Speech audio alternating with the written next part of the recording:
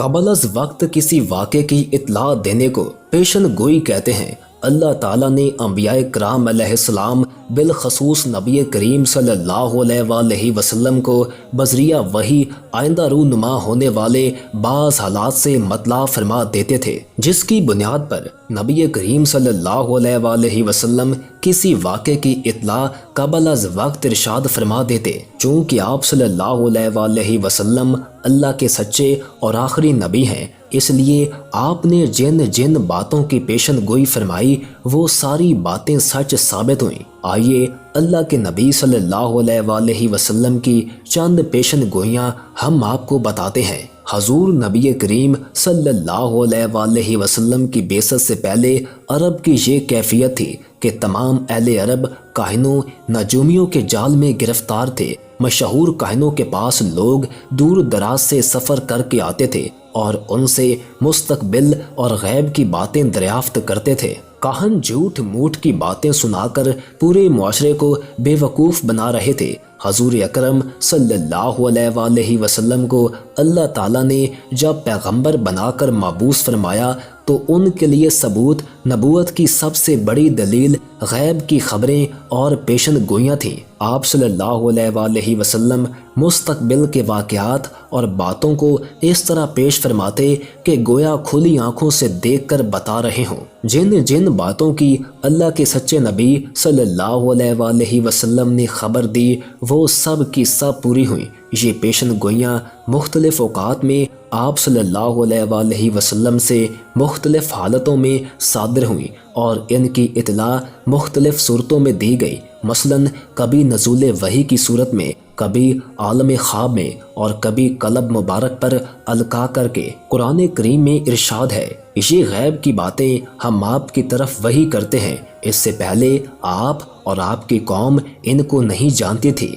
मोहम्मद अरबी सल्लल्लाहु अलैहि वसल्लम की पेशन गोइयों को ये इम्तियाज़ हासिल है कि वो वाज़िया और ज़ाहिर हैं और शक और तावील से बहुत दूर हैं। मसलन गलबा रोम, खिलाफत राशिदा, फ़तह यमन, फ़तह शाम, फ़तह इराक और कैसरो किसरा की सल्तनतों पर फ़तह व नुसरत की तमाम पेशन गोइयाँ सरीह और वाज़िया हैं। अलावा अज़ीम वो ऐसी अजीम शान हैं जिनको देखकर और सुनकर तमाम आलम हैरान हैं। नबी सल्लल्लाहु अलैहि वसल्लम ने फरमाया, क़यामत कायम नहीं होगी हत्ता के फितने ज़ाहिर होंगे, झूठ बढ़ जाएगा और बाजार करीब हो जाएंगे। ये निशानी भी पूरी हो चुकी है, बल्कि आजकल तो दुनिया के ग्लोबल विलेज बन जाने की वजह से ऐसा मुमकिन हो चुका है कि लोग घर बैठे दुनिया के किसी भी बाजार से कुछ भी खरीद सकते हैं और आप जब चाहें इंटरनेट पर दुनिया के मुख्तलिफ ममालिक की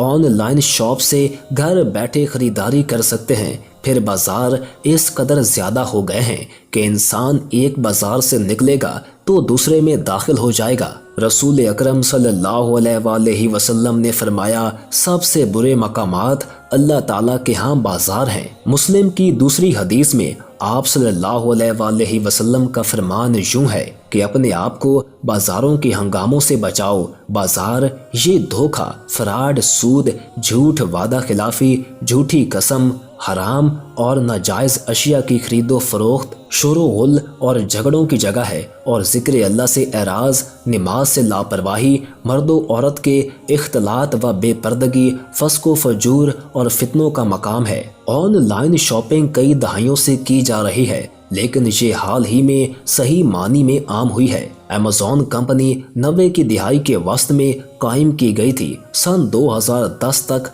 अमेरिका में कुल खरीदारी का सिर्फ 6% हिस्सा ऑनलाइन था। उस वक्त के बाद अब इंटरनेट ने हर घर में जगह बना ली है। आज हर बड़ी कारपोरेशन की ऑनलाइन सर्विस मौजूद है, जबकि इब्तदाई दिनों में कुछ ही कंपनियों ने ई कॉमर्स की हिकमत अमली बनाई थी। इनमें से एक कंपनी पिज़्ज़ा हिट थी। सन 1994 में इस कंपनी ने अपनी ऑनलाइन सर्विस पिज़्ज़ा नेट के जरिए अपने पिज़्ज़ा ऑनलाइन फरोख्त करने शुरू कर दिए थे। जाहिर है वो इब्तदाई ज़माना था और शायद आपकी तवक्को के मुताबिक इनकी वेबसाइट देखने में बिल्कुल भी मुतासिर नहीं करती थी। वो एक सादा और बेरंग सी वेबसाइट थी जिसमें सिर्फ सारिफीन के पते और फ़ोन नंबर सेव थे। लेकिन सन 1994 ऑनलाइन शॉपिंग के लिए एक अहम साल था। इसी साल अमेज़न सामने आई जो इस ज़माने में सिर्फ किताबें फ़रोख्त करती थी। फिर सन 1995 में ईबे आई।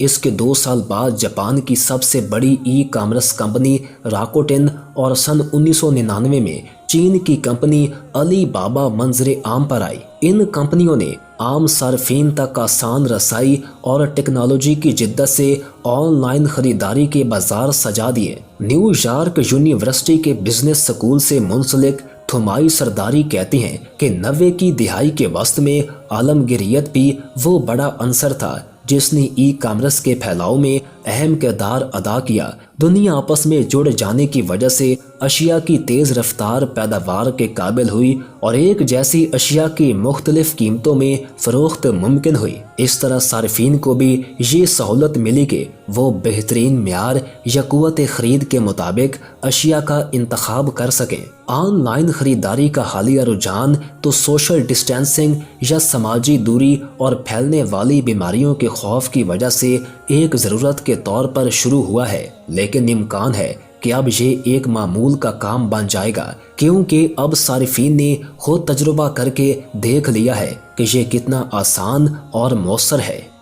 वीडियो पसंद आने की सूरत में वीडियो को लाइक कर दें और हमारे चैनल को सब्सक्राइब कर दें और साथ ही बेल के आइकॉन को प्रेस कर दें ताकि नई आने वाली हर वीडियो आपको मिलती रहा करे।